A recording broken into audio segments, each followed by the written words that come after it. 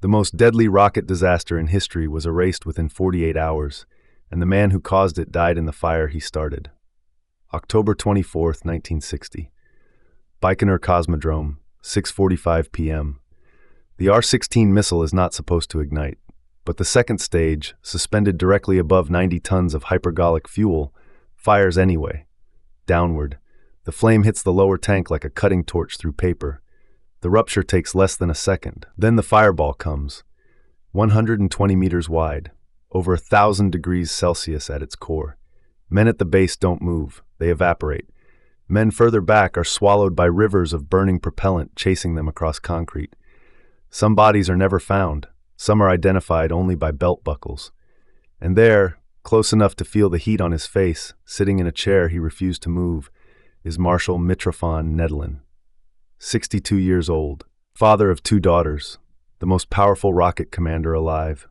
He burns with them. Here's what should make your blood run cold. This wasn't just negligence. Someone broke every safety protocol on purpose, and in 5 minutes you'll understand exactly why, and exactly how the Soviet Union made 126 human beings disappear from official history. Stop. Before we go back, you need to feel what that launch pad looked like the morning of October 24th. Calm, routine, engineers in white coats, soldiers in gray greatcoats, coffee thermoses, clipboard signatures. Nobody there believed they were walking into a crematorium. That's what makes what comes next so unbearable. The R-16 is a weapon born from panic. By 1960, the Soviets are losing. The Americans have Atlas ICBMs, they have Polaris submarines, nuclear warheads launching from underwater. The Soviets have one answer, the R-16. Bigger, faster to deploy, ready to launch in 30 minutes. There is just one problem. It runs on hypergolic propellant, 2 chemicals that ignite the instant they touch. You don't need a spark, you don't need a flame. Contact is the trigger. In the right conditions, a single fuel leak doesn't cause a fire. It causes a detonation.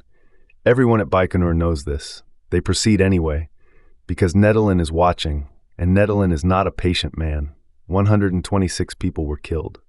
In a country that classified nearly every aspect of its space and weapons program, that number was itself classified.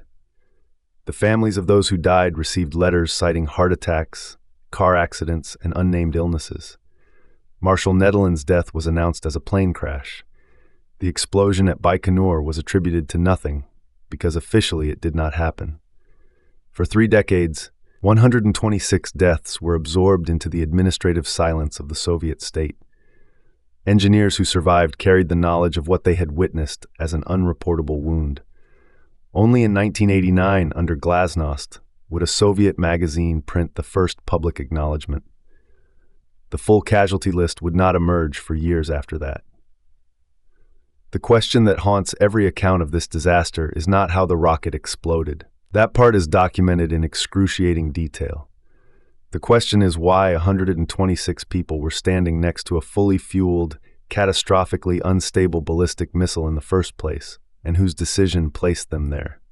6 weeks before the disaster, Nikita Khrushchev stood before the United Nations General Assembly in New York and famously, reportedly removed his shoe. The Soviet Union, he insisted, was strong. It was advancing. It was winning. Back at Baikonur, the engineers designing and testing the R-16 knew precisely how much of this was performance. The Soviet ICBM program in 1960 was running on urgency and political theater in roughly equal measure.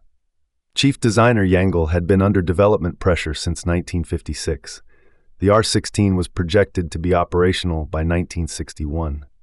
Khrushchev had publicly implied Soviet missile superiority that did not yet exist.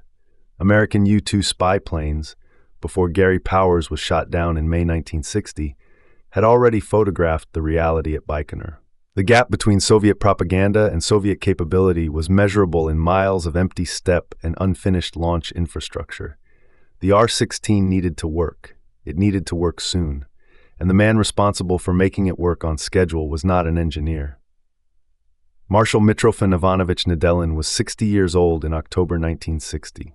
He had survived the Great Patriotic War, the Stalinist purges, and 35 years of Soviet military politics, which, in the USSR, was arguably the more lethal of the 3.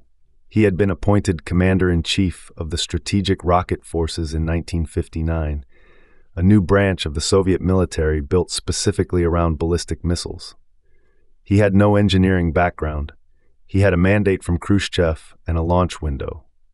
The October 24th date had been chosen for political reasons, the anniversary of the founding of the Military Technical Commission. The R-16 had failed its first launch attempt on October 23rd when an engine pyrotechnic fired unexpectedly during fueling. Rather than defuel the missile, a 20-hour process, Nedelin ordered the rocket to remain fueled on the pad while technicians worked to fix the fault. This decision required bypassing standard safety protocols that existed specifically to prevent the scenario that would occur the next day. The engineers present recorded their objections. Nedelin dismissed them. He had been to the front. He had seen worse.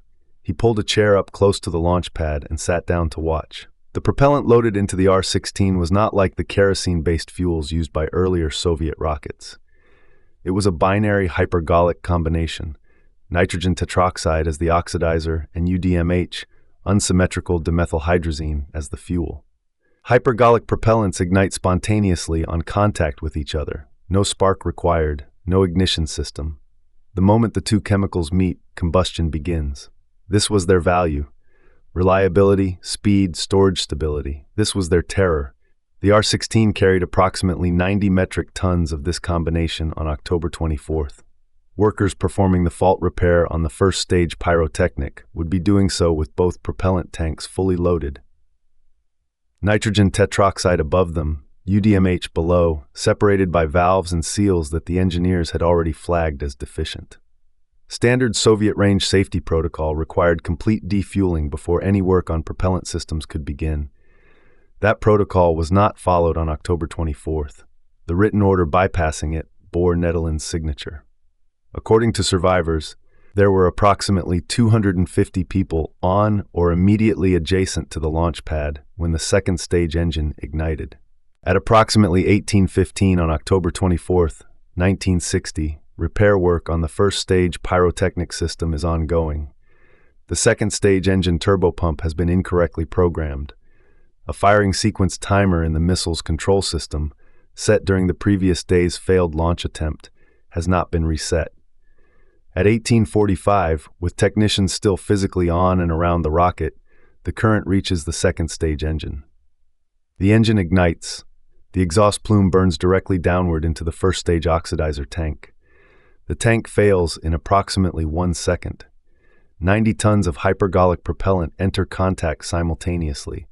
The fireball expands outward at roughly 500 meters per second. The people standing at the base of the rocket, technicians, engineers, soldiers who had been assigned pad security, are killed before they can register what is happening. Those further out, 20, 30 meters from the pad, are caught in rivers of burning UDMH flowing across the concrete in channels formed by the pad's drainage geometry. The fire chases the drainage. The drainage runs toward the exits. 30 seconds after ignition, the R-16 breaks apart. The wreckage collapses onto the pad. Secondary fires ignite from ruptured fuel lines running beneath the concrete. The pad's communication systems are destroyed instantly. The first report to reach Launch Command, located in a bunker 400 meters away, arrives by a soldier running on foot. He is one of the survivors.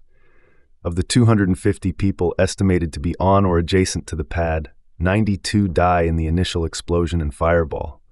Another 34 die of burns in the hours and days that follow.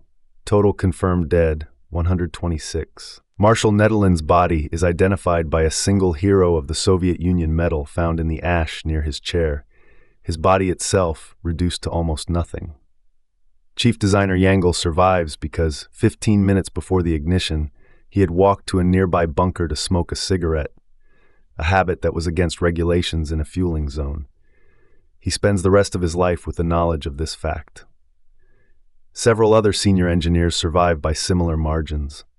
An early departure, a forgotten tool requiring a return to a storage building, a bathroom break.